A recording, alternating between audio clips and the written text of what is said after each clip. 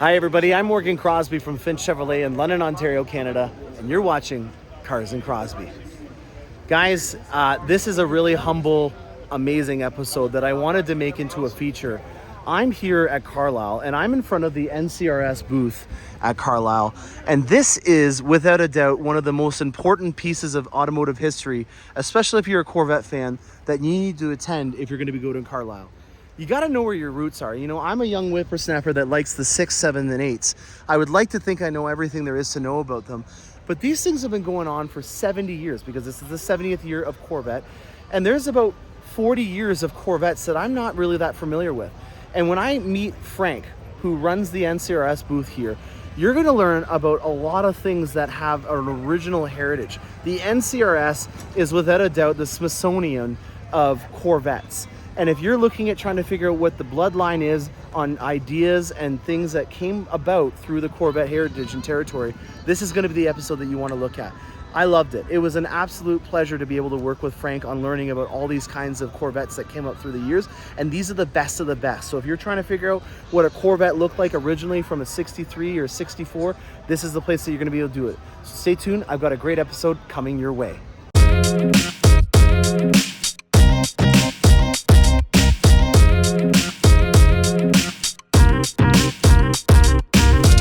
All right, guys, we got a master class here with Frank, who is part of the Delaware Valley chapter and an expert on NCRS. Tell me a little bit about what we got going on here, Frank. Okay, this is run by the Delaware Valley chapter. This is the NCRS Gallery. We've been doing this since 2001. Okay. Chip Miller, myself, and Elaine Reisner, we came up with this concept because we felt NCRS should have a presence. Yeah, I believe that that's the case as well. Yes. So what we do is, this is like an evolution display. We start with the NCRS's judging classes, like 53 to 5. You have a beautiful 54 here. There's a beautiful, you have a beautiful 56 here. It's a 50, we have 156.7 every year. And as you go down, we have 158 to 60. Oh, so this is kind of like the best of the best from each year.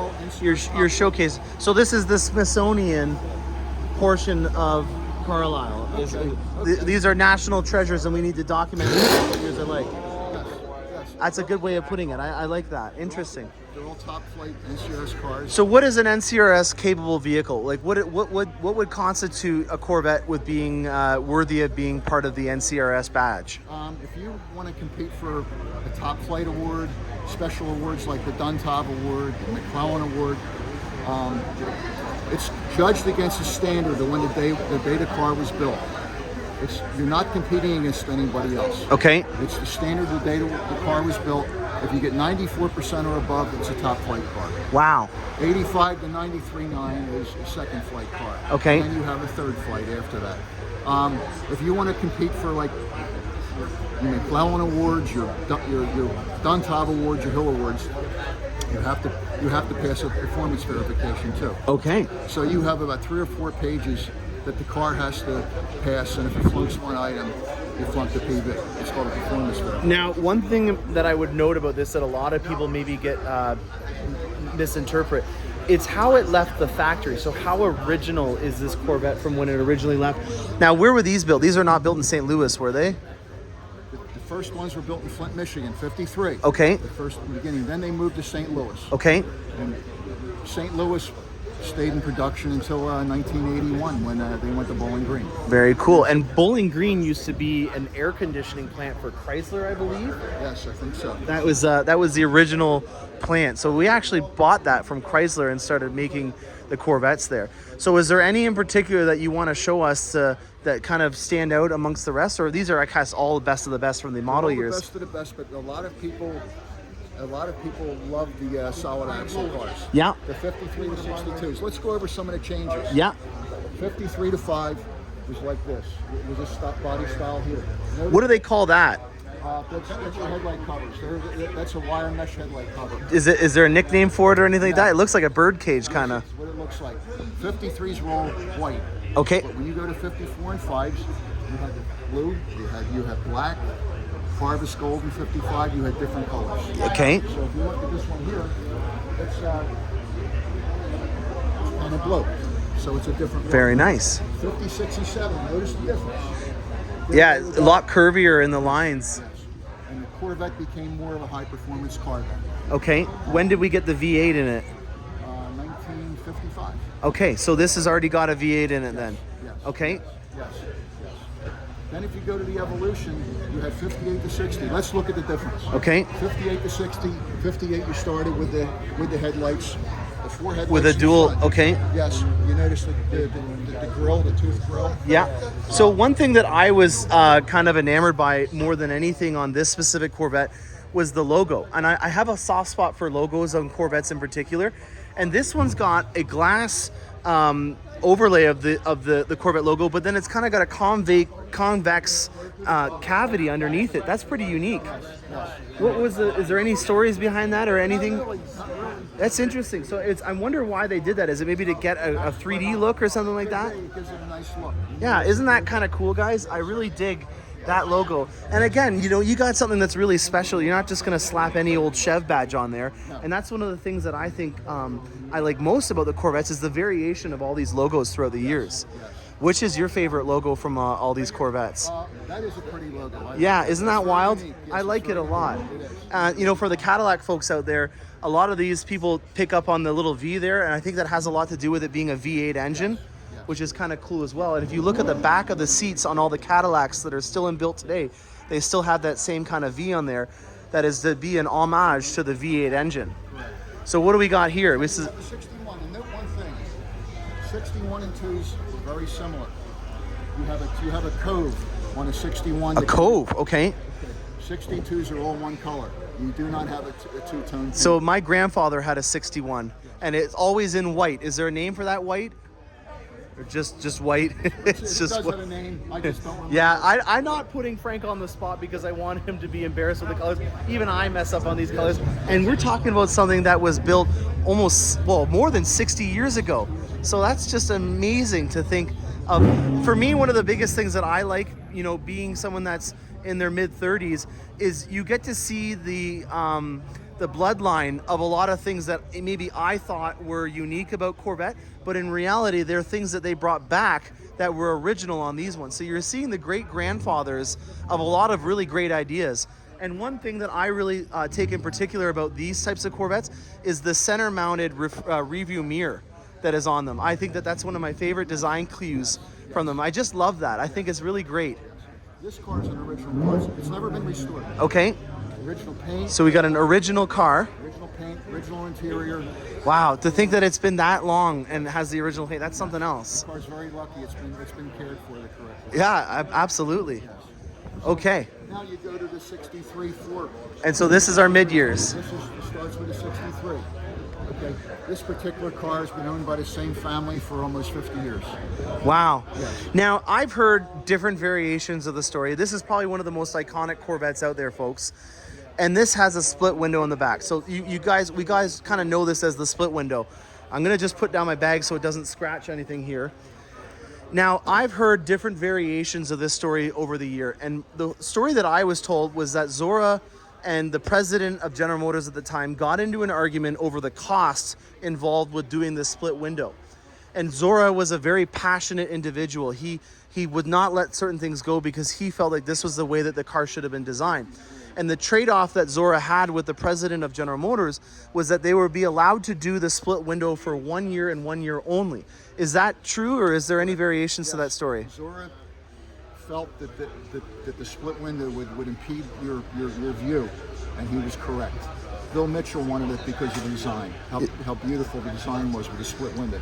So they came to an agreement, you're right, with the president of Chevrolet or General Motors, that they would do it 1 year, and then after that they went to a one-piece rear window after 63. Is there, and I'm just talking about it because this might be the case, is there anybody out there that is trying to replicate the split window on other model years? Have you ever heard of anybody that does that kind of stuff?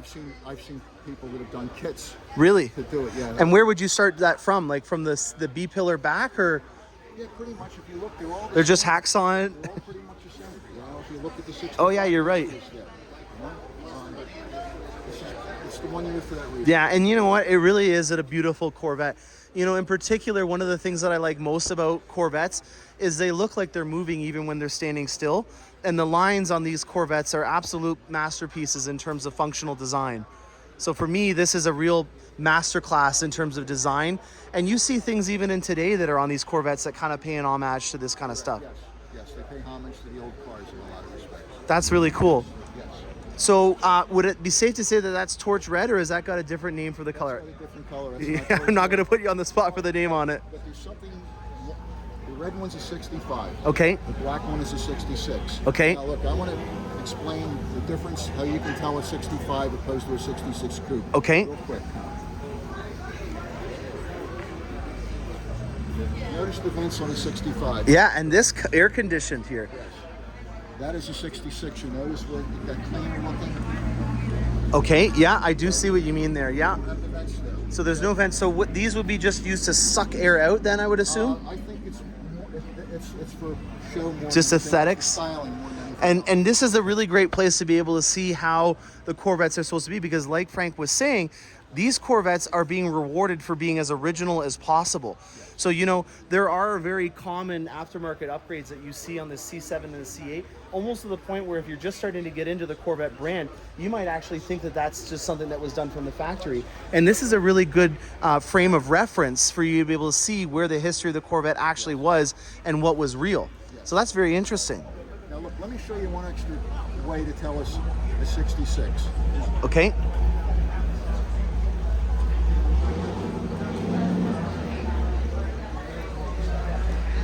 66 has the Corvette logo on Oh, the and I hood. bet you a lot of people probably put that on their 65s because of how cool the script is on that. Yeah. I have an artist actually back home right now that's making a piece of art for my office, and I took a lot of brochures from the mid-years, and he's making kind of a collage with it because I just absolutely love the script or the font or whatever you call that of that Stingray era. That to me is such a gorgeous script that's on here.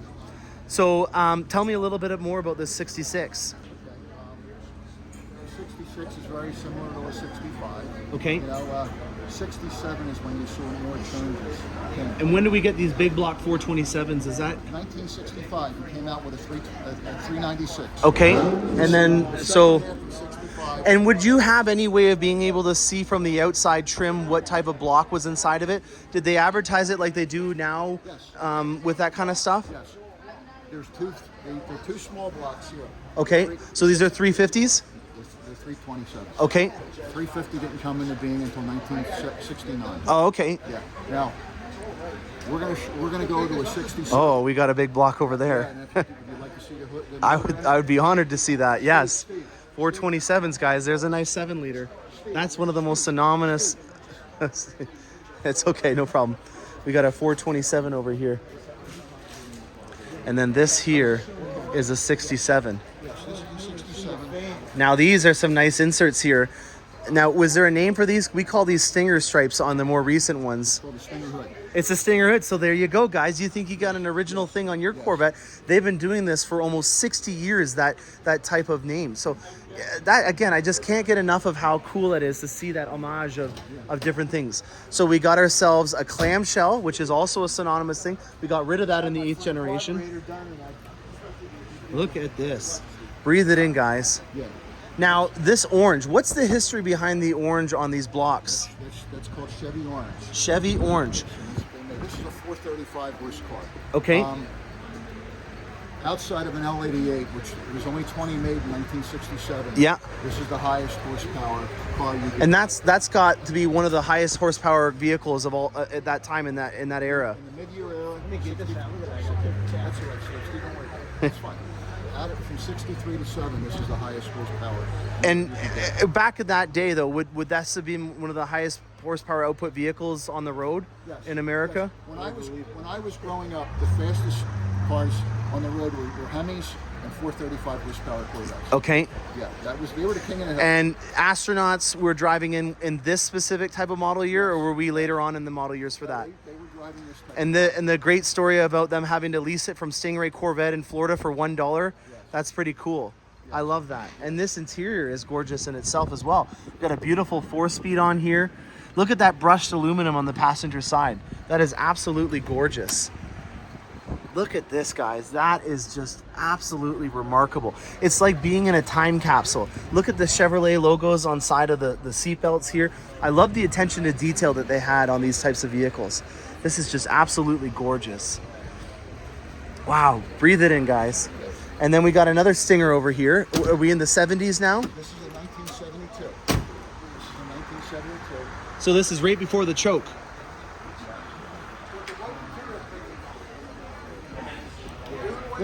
This is called Briar Blue, which is a rare color. You don't see many Briar Blues. No, I like a blue Corvette though. That's a very cool color. Very nice. So in 1972, this was the last of the good old days with horsepower. And then what happened in 1973?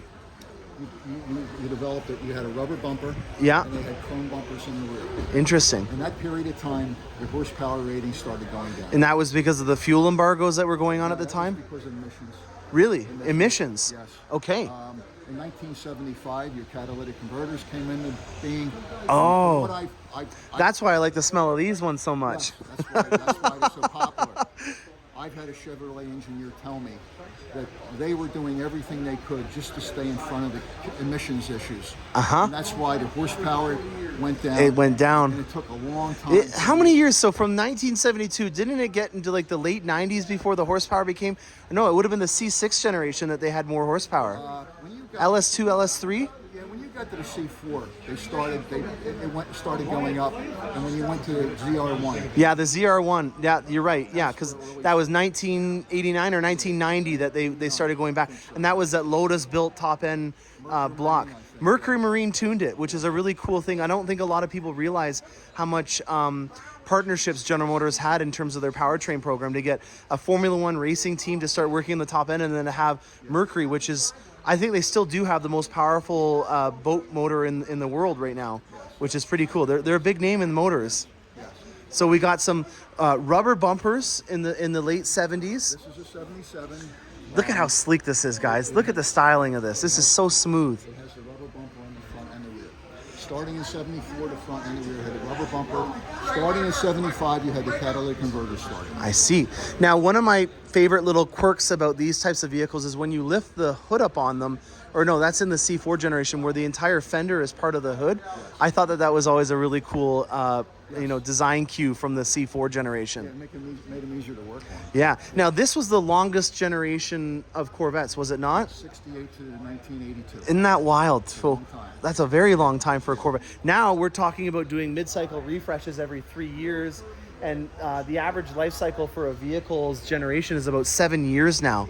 So that's a very long time for a generation of a Corvette. I realized the C4 lasted from 1984 to 1996. Isn't that wild? That's a long time too. Yeah, absolutely. It's been a lot shorter since. And so it's kind of deceiving when they say there's so many of these Corvettes around from that generation. Well, it was because they were going on for so long. That's very interesting. Well, the stuff that's down here, we've known and featured and talked about for a long time. But Frank, you've just given us a masterclass in what NCRS is all about. So if anyone out there is wanting to bite that, get that bug, get that itch to be able to start doing that kind of stuff, Frank, who is here every year, I would assume? Yes, I help run this event. Yeah. This is a place to be, guys. And if there's the grandstands to Carlisle, you got to make your way down here to the Mecca of NCRS. Thank you very much, Frank. You're welcome. I appreciate that.